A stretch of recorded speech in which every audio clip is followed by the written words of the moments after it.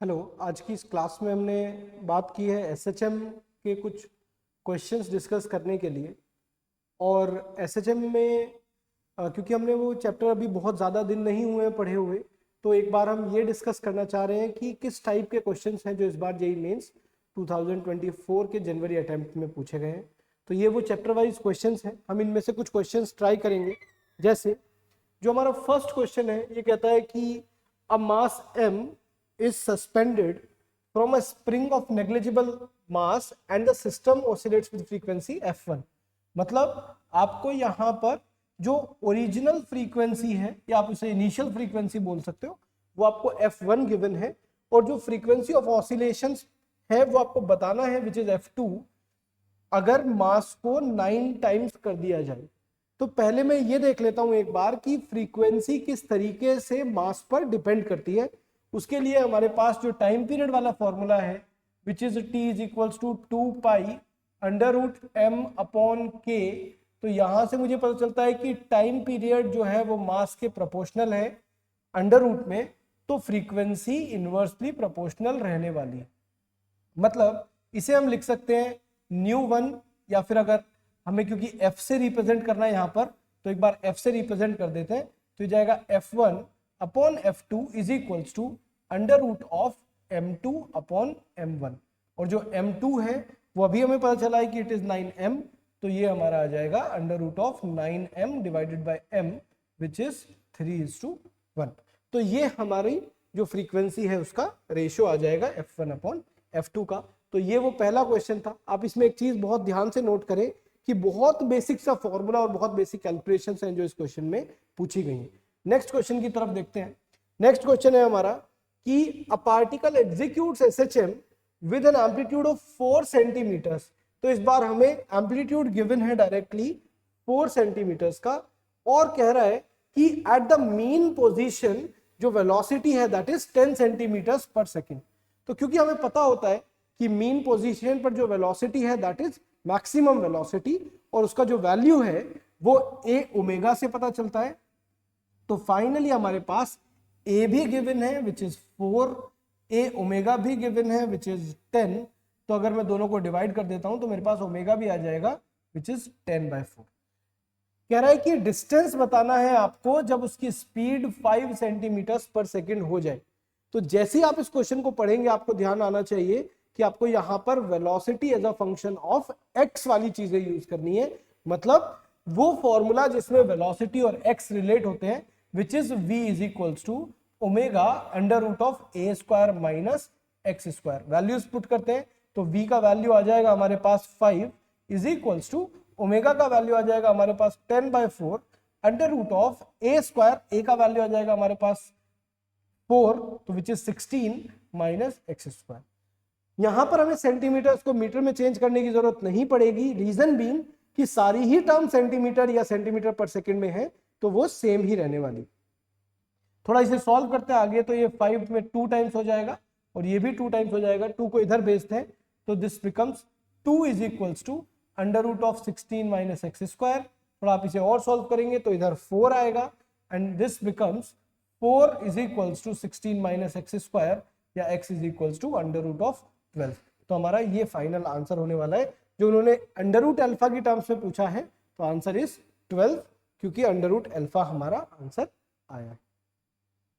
Next question की हम बात करें तो नेक्स्ट क्वेश्चन में जो हमारा थर्ड क्वेश्चन है, कहता है कि a ball is suspended by a thread which swings in a vertical plane so that its magnitude of acceleration in the extreme position and lowest position are equal। ये important question है। उसने आपसे बोला है कि लोवेस्ट पोजीशन और extreme position पर acceleration same है, विच मींस कि आपको पहले ये फिगर आउट करना पड़ेगा कि लोवेस्ट और एक्सट्रीम पोजीशन पर एक्सेलरेशन होता कितना है। जैसे ये हमारी एक एक्सट्रीम पोजीशन है, अगर मैं इस पर बात करूं तो हमारे पास जो नेट एक्सेलरेशन होता है जिससे कोई पार्टिकल वापस आता है, अगर ये एंगल थीटा है तो वो वापस आता है जी साइन थीटा से। तो ये हमारा रीस्टोरिंग आप बोल सकते हो इसे, या फिर नेट एक्सेलरेशन जो इस इंस्टेंट पर प्रेजेंट है। ऐसे ही लोवेस्ट पॉइंट पर आपको लगेगा कि क्योंकि लोवेस्ट पॉइंट पर तो एसएचएम में कोई एक्सेलरेशन होता नहीं है, या मीन पोजीशन पर तो कोई एक्सेलरेशन होता नहीं है, बट द पॉइंट इज कि यहां पर हमारे पास सेंट्रीपिटल एक्सेलरेशन होने वाला है टुवर्ड द सेंटर, तो हम उसे लिखेंगे v²/r। तो ये आपसे बोल रहे हैं कि magnitude of acceleration extreme position में और लोवेस्ट पोजीशन में इक्वल है। इसका मतलब कि जो g sin थीटा है that is equals to v²/r। जो g sin थीटा वाला वैल्यू है that is equals to v²/r। अब ऑप्शन तो हमारे इस टर्म्स में नहीं है, मतलब ये जो v है ये तो हमने अपने पास से चूज किया है, तो मैं इस v को एलिमिनेट करने के लिए इन दोनों पॉइंट्स पर एनर्जी कंजर्वेशन लगाना चाहूंगा।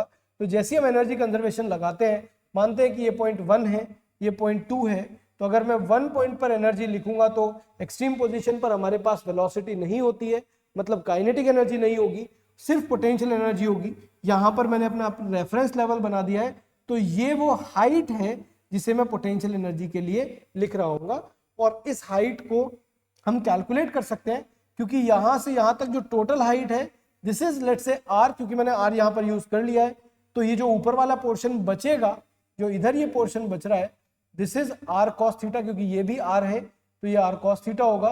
तो नीचे जो हमारे पास हाइट बचेगी it is nothing but r minus r cos theta. दोबारा से देखते हैं, यहां से यहां तक जो हमारे पास हाइट है दिस इज r, यहां से यहां तक जो हमारे पास हाइट है this is r cos theta, तो नीचे जो पोर्शन बचेगा it is r minus r cos theta. आगे ये हमारे पास h की वैल्यू आ चुकी है। अगर मैं दोनों पॉइंट्स पर एनर्जी कंजर्वेशन लगाता हूं तो total energy at 1 becomes total energy eight 2, और मुझे पता है कि 1 पर मेरे पास काइनेटिक एनर्जी नहीं है, सिर्फ पोटेंशियल एनर्जी है, और 2 पर मेरे पास सिर्फ काइनेटिक एनर्जी है, पोटेंशियल एनर्जी नहीं है। तो अगर इन वैल्यूज को पुट किया जाए तो total energy at 1 which is mgr minus r cos theta, मतलब potential energy, is equals to half mv²। ये वैल्यूज हमारे पास आ गई। अगर मैं m से m कैंसिल कर देता हूं और r को यहां से कॉमन लेकर नीचे ले जाता हूं, तो हमारे पास जो वैल्यूज आएंगी दैट इज, जो हमारे पास फाइनल वैल्यू आएगी वो वैल्यू होने वाली है g times 1 minus cos theta is equals to v², और 2 को भी इधर ले आते हैं तो v²/r। तो इसका मतलब v²/r जो है वो 2g1 माइनस cos थीटा के इक्वल, और v²/r g sin थीटा के भी इक्वल है। तो हम इन दोनों वैल्यूज को इक्वेट कर देते हैं। दोनों वैल्यूज को जैसे ही आप इक्वेट करेंगे तो यू विल फाइंड कि 2g1 माइनस cos थीटा को आपने g sin थीटा से जैसे इक्वेट किया, g से g कैंसिल हो जाएगा, और ये आपके पास sin थीटा को 2 sin थीटा बाई 2 लिखेंगे cos थीटा बाई 2, क्योंकि sin 2x का फॉर्मूला यहां पर यूज हुआ है which is 2 sin x cos x, तो 2 sin x cos x की तरह मैंने यहां पर लिखा, और 1 minus cos theta is 2 sin square theta by 2। एक पावर हमने sin थीटा की यहां पर कैंसिल कर दी है, 2 से 2 कैंसिल कर दिया है, we are left with 2 tan theta by 2 is equal to 1, और tan थीटा बाई 2 का वैल्यू आ जाएगा दैट इज 1/2। 1/2 आने के बाद हमने थीटा कैलकुलेट किया, दैट बिकम्स 2 tan इनवर्स 1/2, तो 2 tan इनवर्स 1/2 ही हमारा फाइनल आंसर होने वाला है। तो ये सेकंड ऑप्शन हमारा करेक्ट। इस क्वेश्चन में आपको देखने को 2-3 कॉन्सेप्ट मिलेंगे। एक, हमें इसमें एनर्जी कंजर्वेशन लगाना है, दूसरा हमें इसमें सर्कुलर मोशन भी आना चाहिए जिसमें net acceleration toward the centre v²/r है, और आपको इसमें थोड़ी बहुत ज्योमेट्री जो हमने कंपोनेंट यूज किया r का, या हाइट कैलकुलेट करने के लिए जो भी चीजें यूज की हैं वो आनी चाहिए। नेक्स्ट अगर हम बात करते हैं इसके आगे, तो इसके आगे हमारे पास नेक्स्ट क्वेश्चन है कि when the displacement of a simple harmonic oscillator is 1/3 of its amplitude, तो काइनेटिक एनर्जी और टोटल एनर्जी का रेशियो कितना होगा। तो अब क्योंकि आपको पोजीशन गिवन है तो अगेन आप काइनेटिक एनर्जी का वो फॉर्मूला यूज करेंगे जो kinetic energy as a function of x होना चाहिए। तो kinetic energy as a function of x के लिए मैंने लिखा है यहां पर कि total energy divided by kinetic energy as a function of x। Total energy का जो वैल्यू है it is half ma² omega square, ये स्टैंडर्ड फॉर्मूला है, और काइनेटिक एनर्जी का जो फॉर्मूला है that is half m omega square a² minus x², और x का जो वैल्यू है दैट इज गिवन, क्योंकि वो 1/3 ऑफ इट्स एम्पलीट्यूड के लिए बोल रहा है, तो x की जगह जैसे हमने a/3 रखा विच बिकम्स a²/9, तो a² कॉमन आकर कैंसिल हो जाएगा एंड इट बिकम्स 9/8। तो वो कह रहा है कि जो रेशियो है दैट इज x/8 और x बताना है आपको, तो जो x का वैल्यू है दैट इज 9। नेक्स्ट जो क्वेश्चन है, इस क्वेश्चन में आप देखें तो कह रहा है कि एक सिंपल हार्मोनिक ऑसिलेटर है, इसका एम्पलीट्यूड a है और time period is 6 pi. Assuming the oscillation starts from its mean position, कितना टाइम लगेगा उसे a से √3/2 तक जाने में। मतलब कि अगर पार्टिकल ने a से स्टार्ट किया है तो √3a/2 तक जाने में कितना टाइम लगेगा। ये हमारा ओरिजिन है, ये हमारा a है और ये हमारा √3a/2।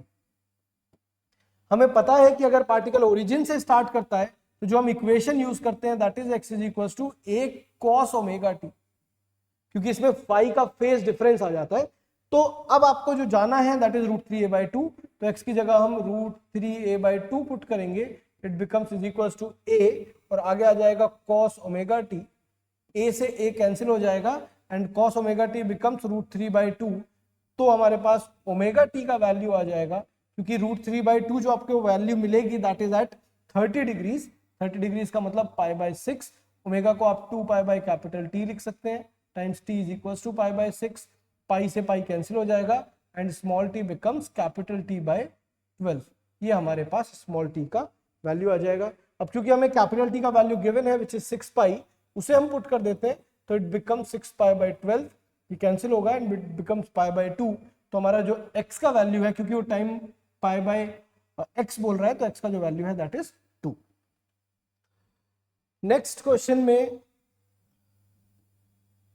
कह रहा है कि सिंपल पेंडुलम को आपने एक ऐसी जगह पर रख दिया है जहां पर डिस्टेंस सरफेस ऑफ अर्थ से r डिस्टेंस ऊपर है, दैट मींस आपका h का वैल्यू r के इक्वल है। तो अगर हम ग्रेविटी की बात करें तो ग्रेविटी वाले केस में जो वेरिएशन है ग्रेविटी का, दैट इज ग्रेविटी का वेरिएशन हमें पता होना चाहिए, g' = g टाइम्स r²/r+h का होल स्क्वायर।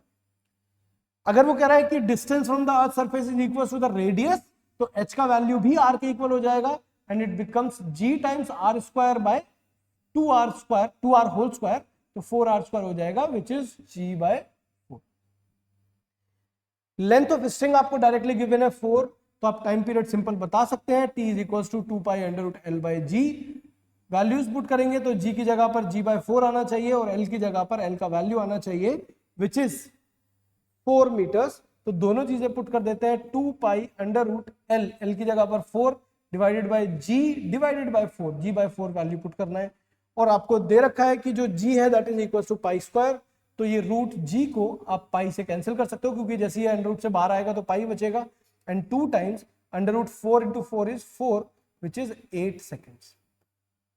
तो जो टाइम पीरियड आपका वो 8 सेकेंड्स आने वाला। नेक्स्ट जो क्वेश्चन है ये बहुत अच्छा क्वेश्चन है, कह रहा है कि a particle perform simple harmonic motion with amplitude a, कह रहा है कि its speed is increased to 3 times at an instant when its displacement is 2a/3। तो जैसे ही इसका डिस्प्लेसमेंट 2a/3 हुआ, इसका स्पीड आपने बढ़ा दी।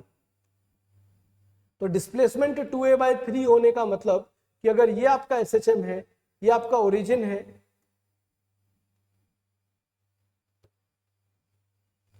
यहां पर आप देख सकते हैं कि ये आपका ओरिजिन है, ये आपका SHM हो रहा था एक पार्टिकल का, और आपने उसका डिस्प्लेसमेंट जब 2a/3 हुआ था पार्टिकल का, तो आपने उसे पुश कर दिया और जितनी स्पीड उसकी यहां पर थी उसे 3 टाइम्स कर दिया।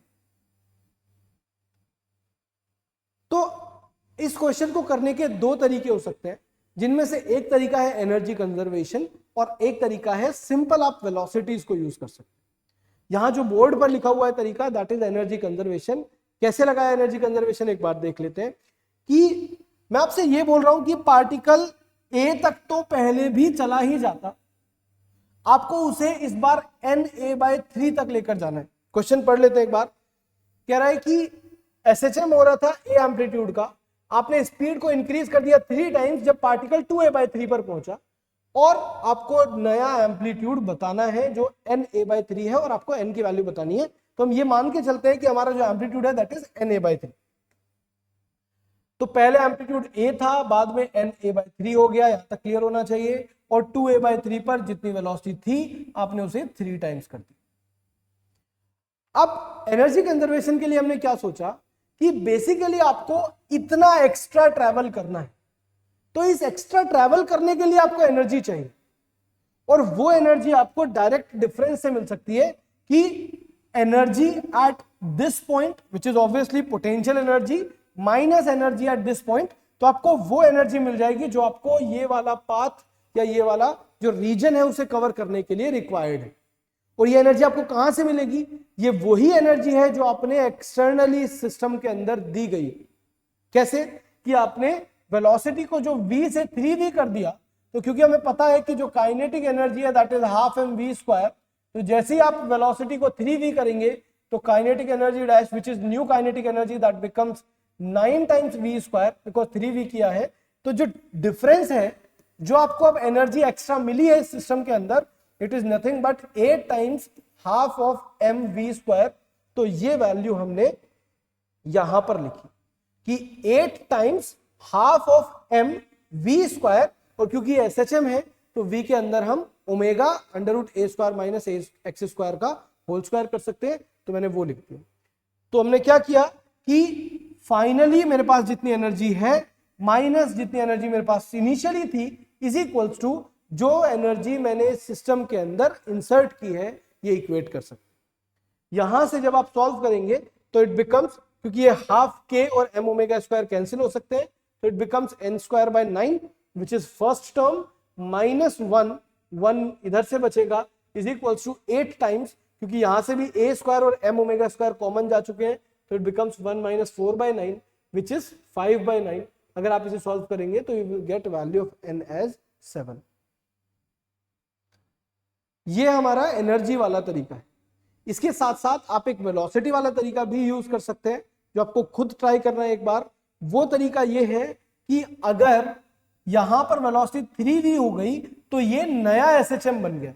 तो नया SHM आपसे कह रहा है कि उसी पॉइंट पर विच इज 2a/3 मेरे पास जो वेलोसिटी है दैट इज 3v, और v कितना है वो हम यहां पर फाइंड कर सकते हैं। v जो हमारे पास होगा वो हम ओमेगा √a² माइनस x² से सॉल्व करेंगे, और उसके बाद उसे 3 से मल्टीप्लाई करके इस नए SHM की वही वेलोसिटी बताएंगे जो 3 से मल्टीप्लाई होने के बाद आई। तो ये वो दो तरीके हैं इस क्वेश्चन के लिए।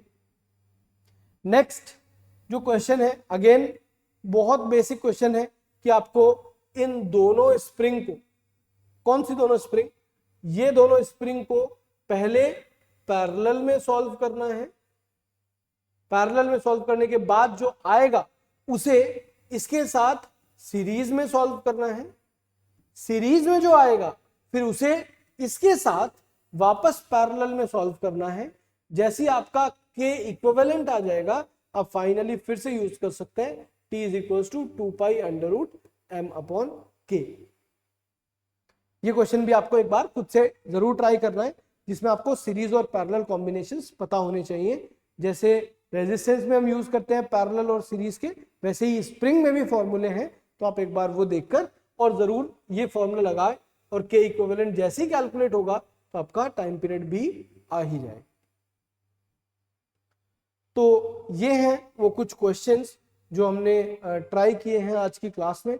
इनमें से कुछ क्वेश्चंस ऐसे हैं जो आपको खुद ट्राई करने हैं अभी एक बार, और जो लास्ट के 2 क्वेश्चन है वो मैंने आपके लिए दिए हैं।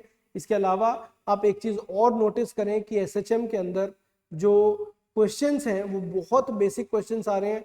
बहुत ज्यादा हाई फाई सिस्टम्स हमें सॉल्व करने की जरूरत नहीं है, जिसमें आपसे टाइम पीरियड पूछा गया हो, उसमें रोटेशनल भी लग रहा है। इस तरीके के क्वेश्चंस अभी के ट्रेंड को देखते हुए जेईई मेंस में नहीं पूछे जाते।